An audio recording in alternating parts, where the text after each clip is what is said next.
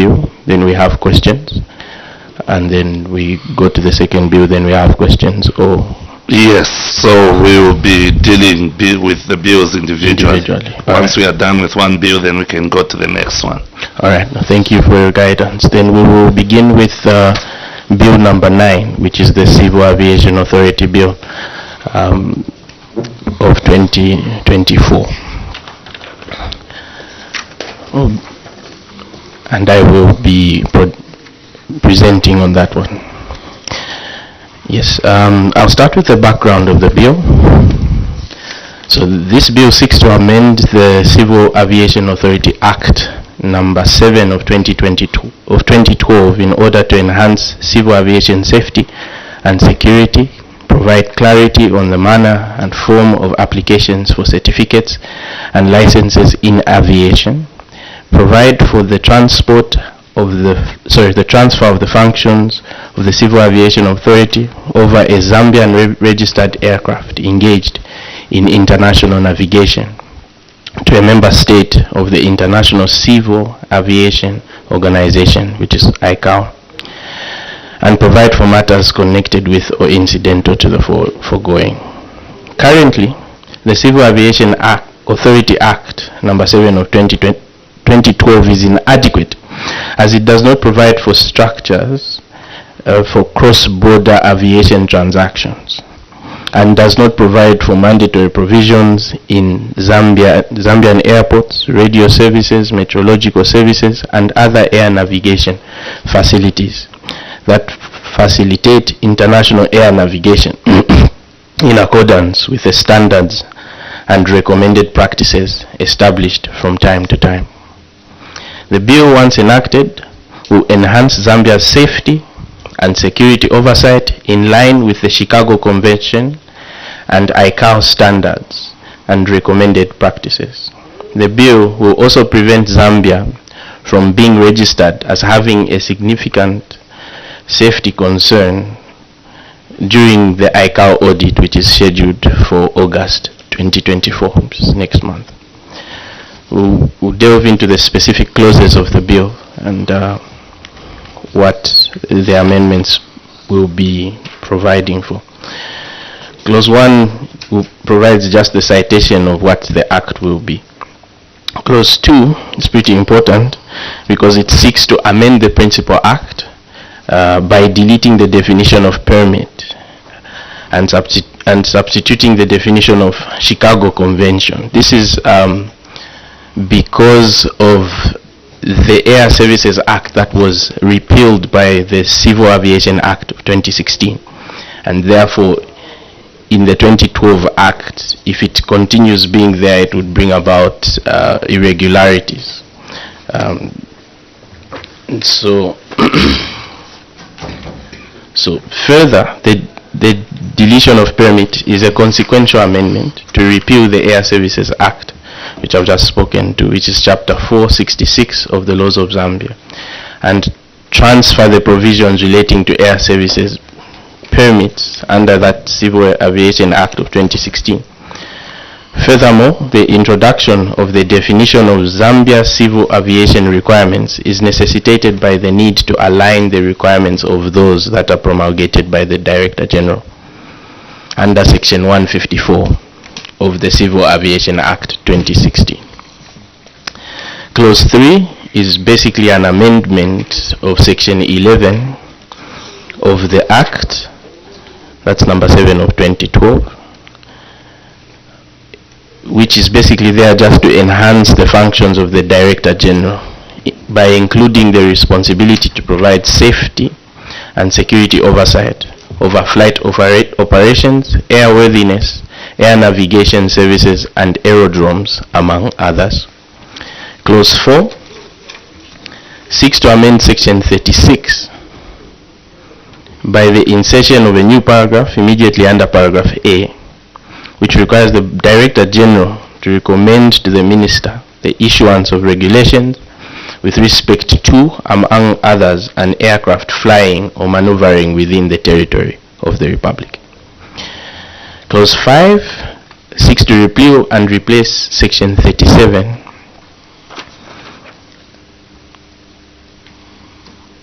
in accordance to give the Civil Aviation Authority, in accordance with the Chicago Convention, the discretion to recommend to the Minister the acquisition, establishment, and improvement of air navigation facilities for the purpose of enhancing civil aviation safety. Clause 6 seeks to amend Section 50 of the Principal Act by providing for the manner and form in which an application for a personnel license must be made. Clause 7 amends Section 51 by providing for the manner and form an application for a certificate of airworthiness of any aircraft must be made. Clause 8 seeks to amend Section 52 by providing for the manner and form again of the application for an air operator certificate. Clause 9 repeals the sections 53 and 54. This is because of the Air Services Act that was repealed by the Civil Aviation Act 2016. And those two sections speak to what's provided in the Air Services Act. Clause 10 repeals and replaces Section 55. The clause sets out the manner and form of an application for an aerodrome operating license and the procedure for the grant or rejection of an application and the contents of an aerodrome operating license. Clause 11 repeals Section 56. And it's a consequential amendment because sections 51, 52, and 55 of the Act which we have looked at, these amendments that have been provided for, set out a manner and form of the applications, and therefore it makes this section redundant. Clause 12 amends Section 57. This clause seeks to amend Section 57(1) of the Principal Act by providing clarity on the powers of the Director General to amend, modify, suspend, or revoke an air operating certificate, a personal license, an aerodrome operating license, or an authorization granted under this Act. Clause 13 repeals sections 58 and 59 as a consequential amendment because of the Air Services Act, which was repealed under the Civil Aviation Act 2016. Clause 14 amends Section 62(1) of the Principal Act so as to extend the power to free and unrestricted and unobstructed access of air navigation facilities, an aerodrome, an aircraft, and the premises of an operator to an authorized officer. So this amendment basically is, this was a power that was solely in the hands of the Director General under the Act. He's the one who had unfettered access. But now this amendment gives him power to give it to an authorized officer, so to delegate. Clause 15 is an amendment to Section 76, and it is a huge amendment. It inserts quite a number of subsections, which is subsection 7, 6, 8, 9, 10, 11, and 12. And this is to align Section 76 with Article 83 BIS of the Chicago Convention. Article 83 BIS requires that the Civil Aviation Authority enters into bilateral agreements with aeronautical authorities of other contracting states to transfer certain oversight duties and responsibilities to those contracting states over Zambian registered aircraft engaged in international navigation. The transfer of oversight functions and responsibilities are for the purposes of ensuring compliance by aircraft operators of rules relating to aviation safety, including rules relating to certificates of airworthiness and licenses of personnel. This clause further empowers the Director General to issue guidelines for the implementation of this provision. Clause 16 provides for the repeal and replacement of Section 80, which grants the authority regulatory oversight over flight procedures and aeronautical charts in accordance with the Zambia civil aviation requirement. Clause 17 provides for the amendment of Section 87(1) of the Principal Act, so as to give the authority the power to establish a school or acquire any existing school for the purpose of providing aviation training to the public on a commercial basis, among others. Clause 18 is the insertion of Section 88A. This clause seeks to amend the Principal Act by inserting Section 88A, which sets out a general penalty for offenses under the Act where no penalty is provided. This section is pretty specific as to a penalty that will be for a body corporate or an incorporated body or a person. Clause 19 seeks to amend paragraph 4(5) of the first schedule, which revises the quorum at a meeting of the board. The Act currently provides that the quorum must be of at least 5 people, but it has reduced it to 3 because the meeting, if I'm not mistaken, is of 6 people on the board.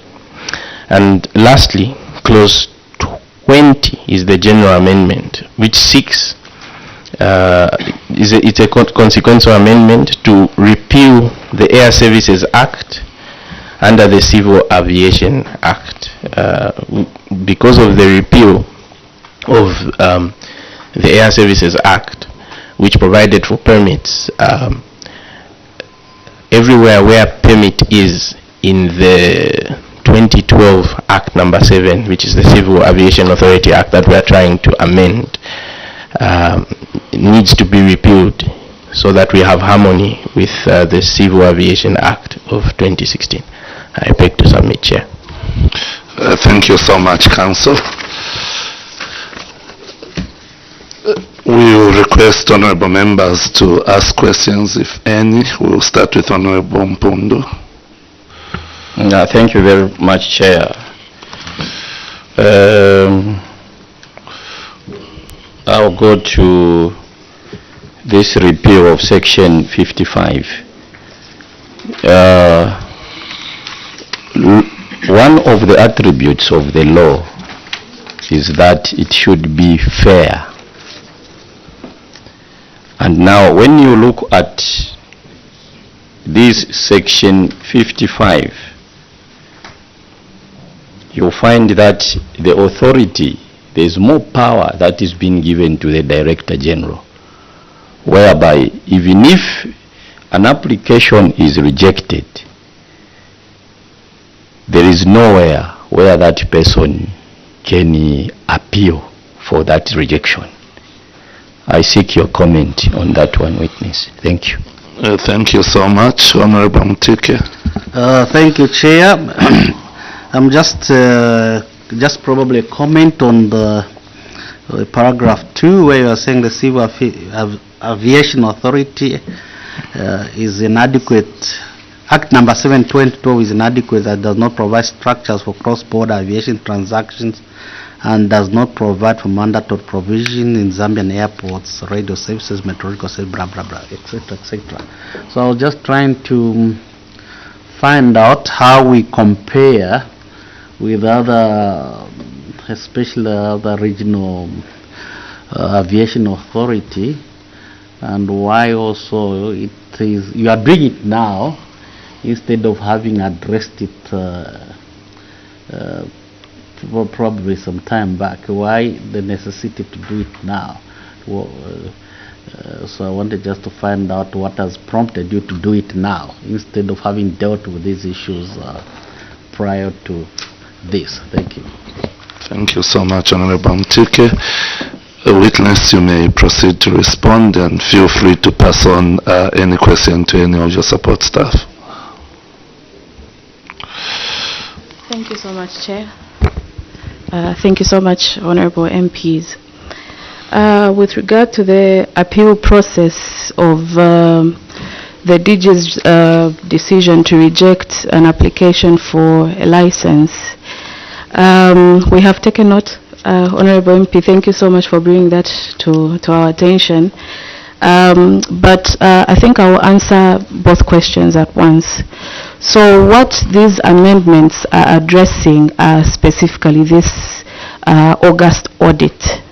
So there were some PQs, protocol questions that were asked to the CAA concerning some areas where we were lacking in civil aviation safety. So that's what these amendments are speaking to. So there are some things that will not be adequately addressed in these amendments, specifically for us to meet that audit. So you will notice that there are still certain gaps that are still existing in the legislation, but we have taken note and we'll work on it as we are dealing with the bills, the acts later on. We are thinking of repealing the acts, both of them, because they are old acts, and the civil aviation sector is it evolves every time. So we know that we are lacking in certain areas, but these amendments are specifically to address those protocol questions that were raised by ICAO, and for us to ensure that we meet what they need us to meet. Thank you so much, Chair. I think Engineer Kaluba may say something, as well as... Yes, Engineer, you can.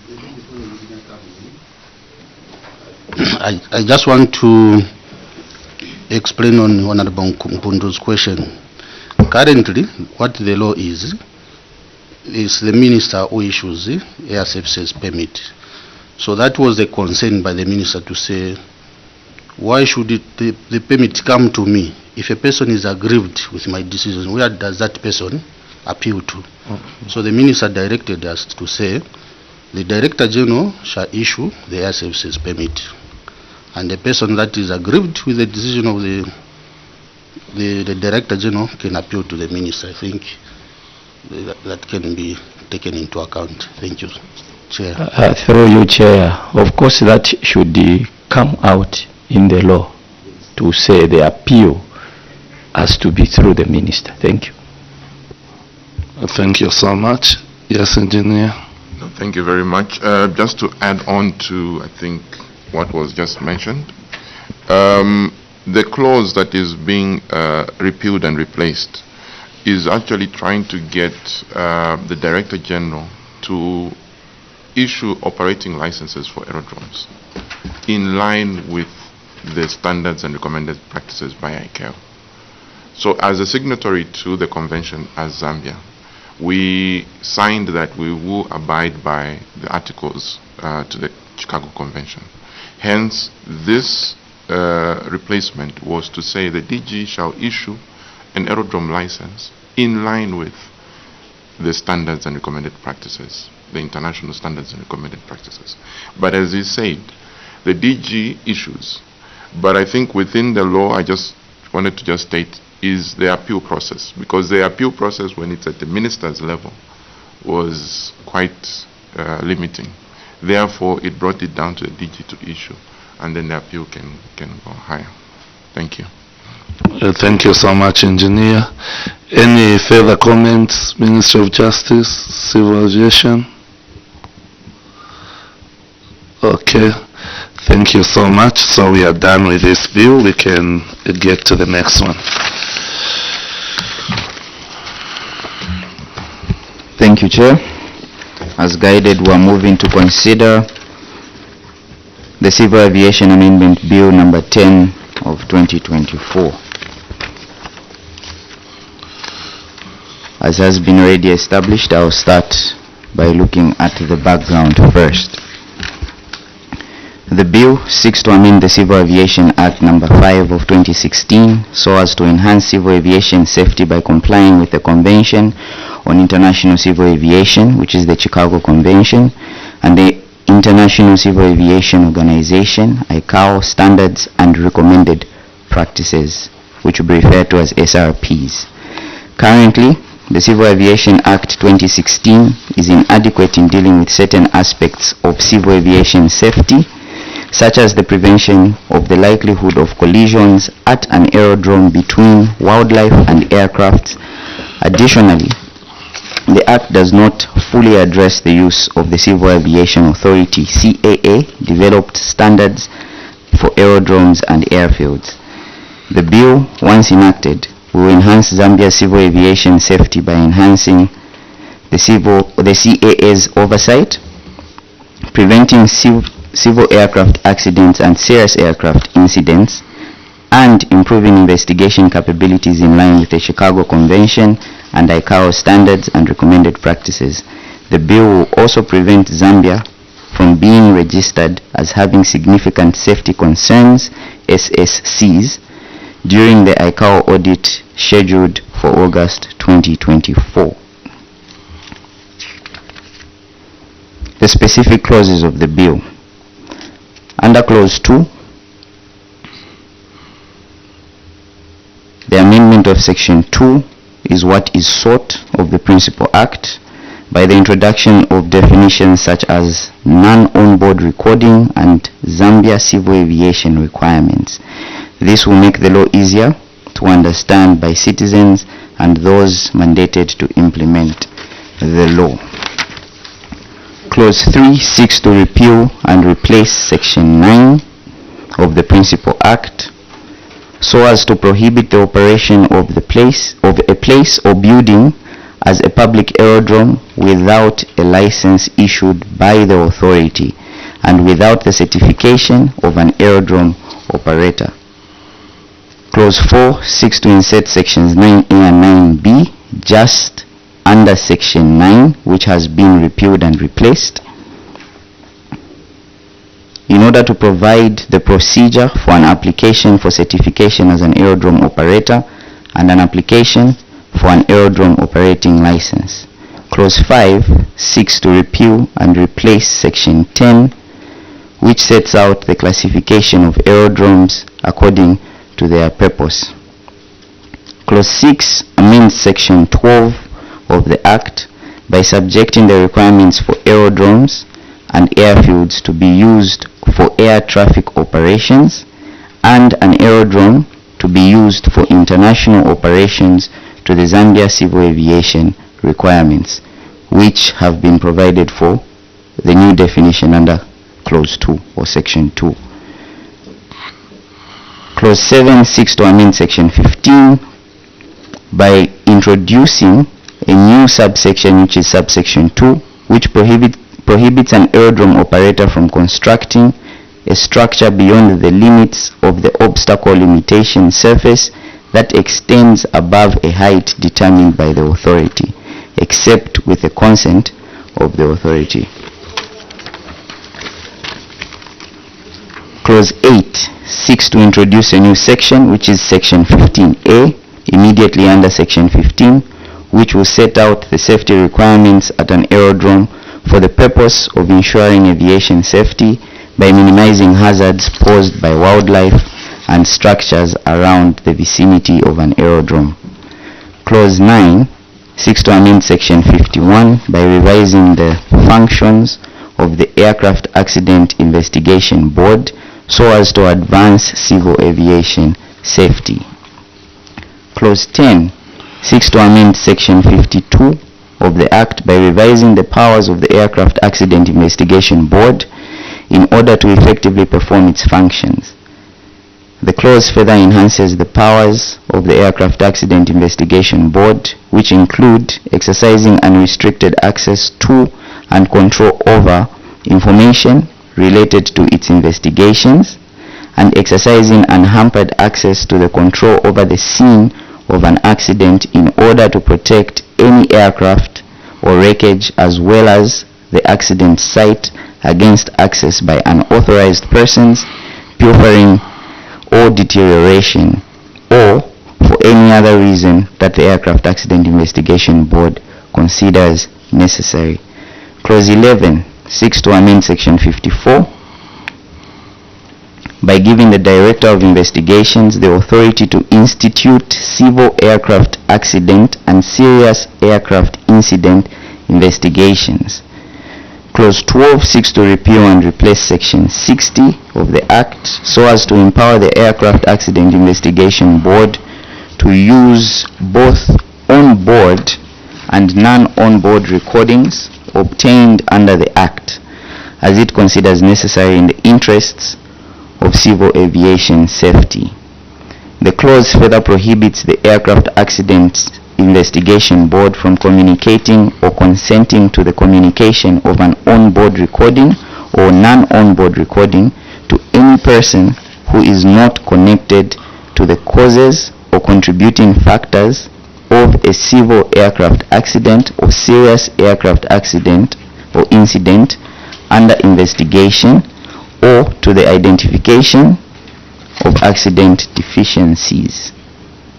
Clause 13 seeks to amend section 127 of the Act by providing clarity on the powers of the Director General or a person authorized in that behalf over a civil aerodrome and civil aircraft and the premises of an operator. The clause further extends the authority to access a civil aircraft and an aerodrome without restriction or obstruction wherever they are operated or situated in the country to any other authorized person. Clause 14 seeks to amend section 149 of the Act by aligning the Act with international aviation standards relating to compliance with marshalling signals, interception maneuvers, and orders. Clause 15 seeks to repeal and replace section 154 so as to provide clarity on the promulgation of the Zambia civil aviation requirements. And finally, clause 16 seeks to repeal and replace section 163 of the Act, which sets out the documents to be carried on board a civil aircraft engaged in air traffic operations. I submit. Thank you so much. Before we proceed to questions, we will request our two honorable colleagues who joined us after introductions to introduce themselves. Honorable Mandandi. Thanks so much, Chair, and good morning, witness. My name is Mandandi Kalie, Member of Parliament for the good people of Sioma constituency in Western Province. I thank you. Doc. Good morning, Chair. Good morning, honorable members. Good morning, witness. Reverend Dr. Given Katuta Mwilwa. I represent the good people of Chieng in Wapla Province. Thank you so much. We will request honorable members who have questions to ask questions. We'll start with Honorable Mutike. Thank you very much, Chair. First of all, I want to appreciate that my airport in Mongu has now, you put a perimeter fence there because there were a lot of encroachment, not wild dogs, but domestic dogs wandering around the airport when you are landing. So I was trying just to find out, because you are mentioning about the inadequacy of the current provisions to deal with those safety issues. So what happens now? Currently, if where are the inadequacies? If an aeroplane was going to be hit, or a dog was going to be hit by an aeroplane, what is the current scenario which you are trying to address? Because you are saying it's inadequate, now you are addressing that. So I'm trying to find out what is the repercussions now if such an incident was to happen. Thank you. Thank you, Honorable Mutike. Honorable Mpundu. Thank you, Chair. I think it's just in line with the same question that Honorable Mutike has asked. Or what it is it is important that the law is very clear when it comes to interpretation. Even in this same, this is section 8, where it's to do with safety issues.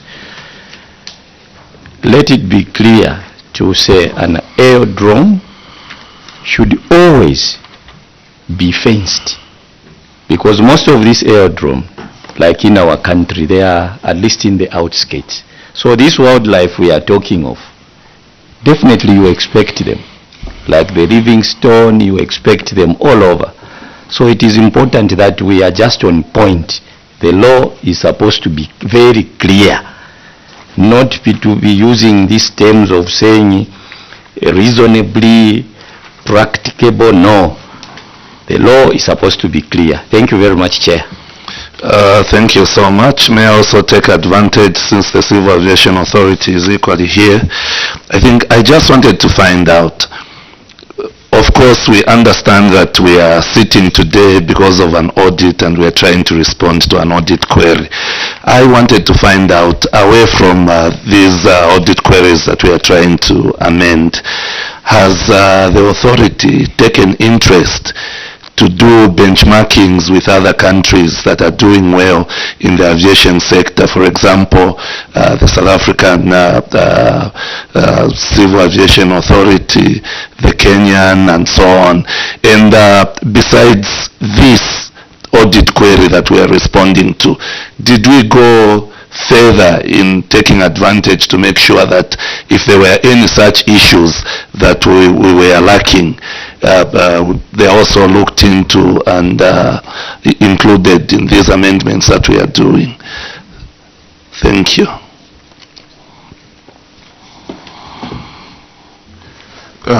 Thank you very much, Chair and honorable members. Let me start with Honorable Mutike's question over Mongu. And so I would like to point out that Clause 8 and Clause 9 and Clause 7, in terms of what was submitted, is trying to actually ensure that the Civil Aviation Authority can come up with standards and recommended practices so that all operators at these aerodromes ensure that they abide to this standard. I think he is very right. The time we had the issue of Mongo, it was not just the wild dogs. It's also the structures that are being constructed near aerodromes. And we have seen of Kasompe aeroplanes to, you know, aircrafts move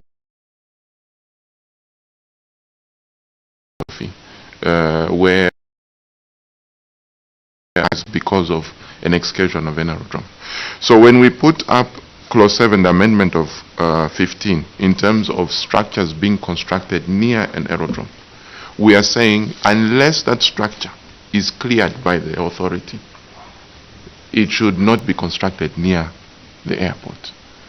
Because once you construct it, what we call an obstacle limit surface, this is a surface where we know that the aircraft is coming in at a certain angle. So we do not want any structure to be within that area. So this is why we have put this proposed the amendment of 15. Then the issue of wildlife, I think it's not just Mongo. I know you said Livingstone. There are a lot. There's even Jackie in the lower Zambezi, one of the busiest gravel airstrips within our country. It's in a national park. So we want to ensure that all these operators put up certain measures at these aerodromes to avoid wildlife coming into conflict with aircrafts. So I think that's why this has been done. Then in terms of the actual specifics, sir, there is the one that we have requested, the Zambia Civil Aviation Requirements. That should be Clause 15, the way we are repealing and replacement of Section 154. So here we are asking that because of the specificity of these things, these will be put in what we call the Zambia Civil Aviation Requirements. So this will stipulate that you should put a fence at your aerodrome, you should ensure that you control birds and wildlife at the aerodrome, you do not put dump sites within the vicinity of the aerodrome, because dump sites also attract birds and these wild dogs and wildlife. So hence they become now hazards to aircraft. So that is more stipulated in the Zambia Civil Aviation Requirements. Yes, sir. Just a quick one. Maybe Okay. I'm a bit lost here. I was under the impression that all the aerodromes, all the airports are under civil aviation in Zambia. Are there some privately owned ones?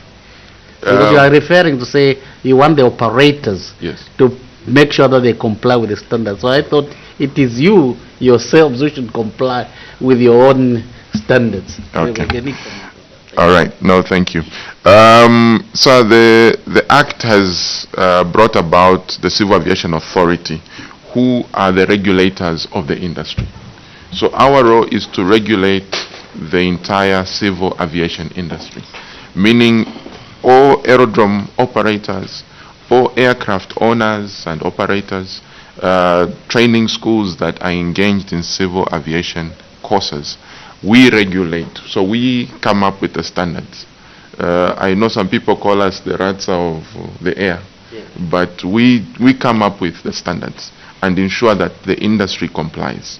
So right now we have Zambia Airports Corporation that runs all international aerodromes and provincial aerodromes and selected strategic aerodromes. Then we have district aerodromes that are run by local authorities. Yes. So the district aerodromes have local authorities. Then we have private aerodromes, which I think currently we have over 100 small private owners dotted around the country. So we ensure that all these operators abide by the regulations. Yes. Thank you. No, I'm clear. Okay. Thank you. Was the question from the chair in terms of the amendments that we are doing, and if we have done any benchmarking with any of the countries, particularly South African civil aviation.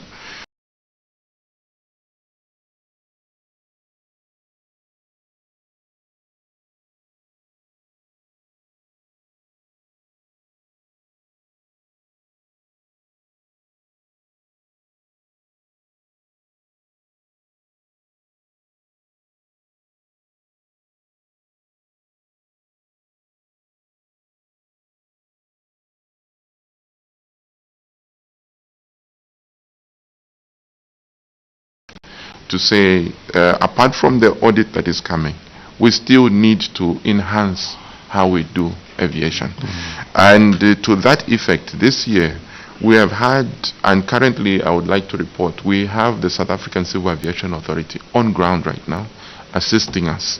We had the UAE Civil Aviation Authority also come and assist us. We have had the African Civil Aviation Commission, AFCAC, also coming through. So we have been benchmarking with a lot of states, and we have said, for the sake of the audit, let's get this bill done. But even after the audit, we will still call upon justice to refine our act so that at least we have best practices to be the hub of SADC and Africa. Thank you. Thank you so much, Engineer.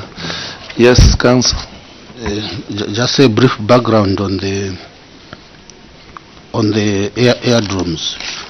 Before 2012, these airdromes were under the Civil Aviation Authority. Now, after the 2012 Act, it said, civil aviation will not be regulating civil aviation, no running airdromes. But the current constitution is the one that has stipulated what the director was saying. International airports, who run international airports, who run provincial airports, who run strategic airports, and the district aerodromes, the constitution has mandated local authorities to run them because they are better off. If you observed most districts, the aerodromes have been encroached. People are now, so now the council is best to identify the land, fence off that land, obtain that title deed for the land in compliance with the civil aviation requirements. Thank you. So this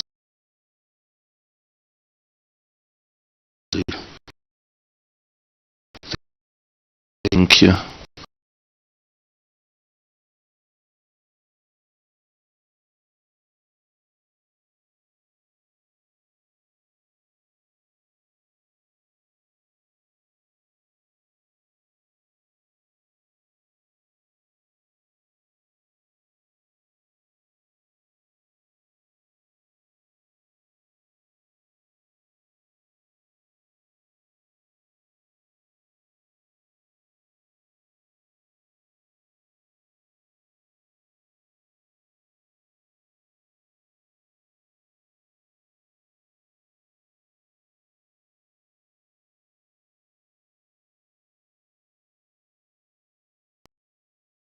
So what happens in places where we used to have such places, and the local government seems not to be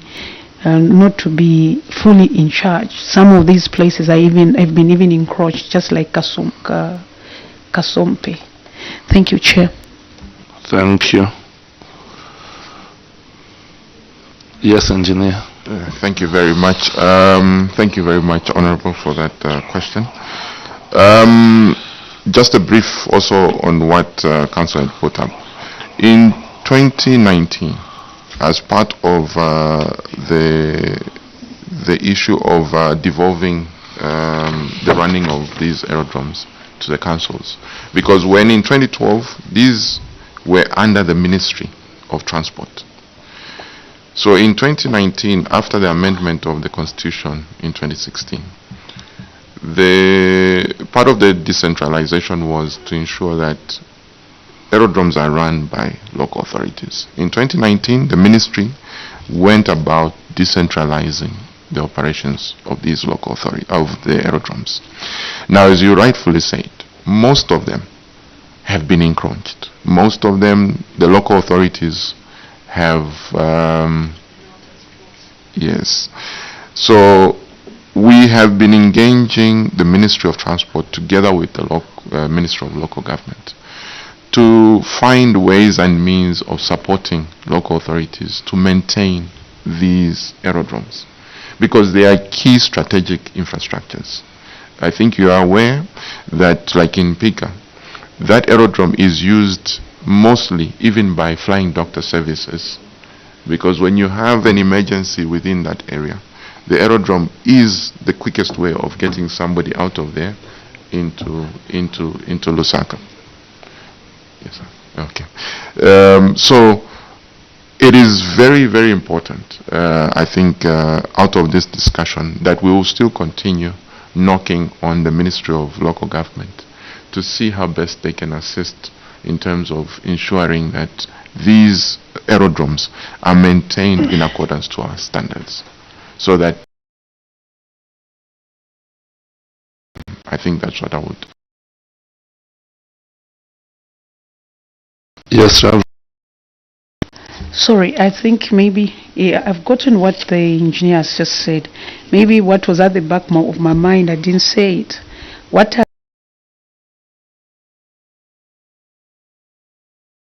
have been encroached, and now we are allowing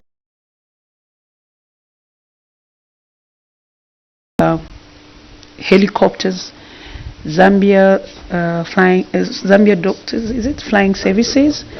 We have patients like in Chiengi, we end up collecting them from Kawamba. And then we have choppers which land on school grounds. What are the legal implications of these airplanes or planes, landing on, in such places? Thank you, Chair. Thank you, Reverend. Yes, Engineer. Thank you very much, Chair, and thank you, Honorable. So, the legal implications, and this is what we are trying to bring out, to say that in the current Civil Aviation Act, I think that should be Section 12, actually says no persons shall use a place or a land for takeoff or landing of aircraft operations unless that place has been authorized by the Director General. So in most cases we are trying to sensitize most of these operators, and the good part is with flying doctor services, they know, and I think for them we have had close ties.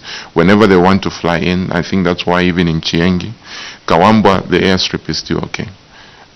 So they would even inform us and say we want to fly into this aerodrome, and we'll send officers onto ground to just check how safe it is for them to do those operations, and would clear that. In the cases where the encroachment is too much, helicopters they just need a landing pad, but ensuring that there is no persons that could come near the operations. So we usually tell them, you're going to mark a place, we're going to give you a one-off approval to use that ground or that place that you have done, but as long as you cordon that area so that we do not have people coming through. So in a nutshell, we ensure that anywhere where aircraft operations are doing these operations, it should be safe. And hence what happened in Kasompe. Kasompe is quite a busy aerodrome. But as a CAA, we said, look, we cannot allow aircrafts to continue operating into this aerodrome with these number of structures coming in, because then we are just going to allow a recipe for disaster. Hence, we had to come in and engage the local authority in Kasompe to say, can we have these houses be removed to a safe in Mongo, fence off and ensure that before any aircraft operations start into there,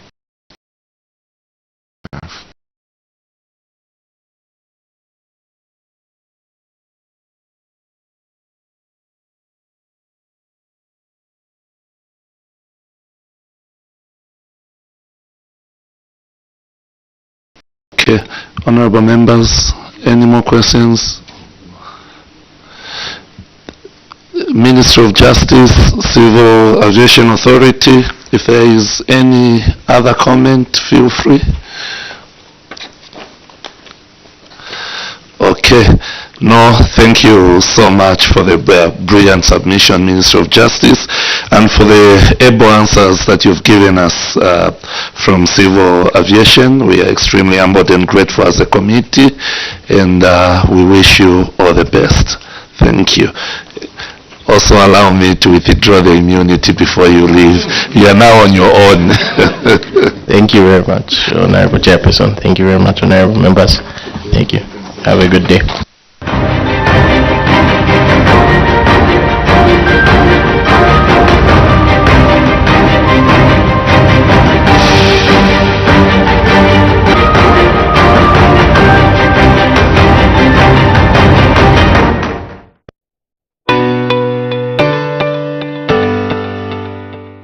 You can now advertise on Parliament Television and Parliament Radio.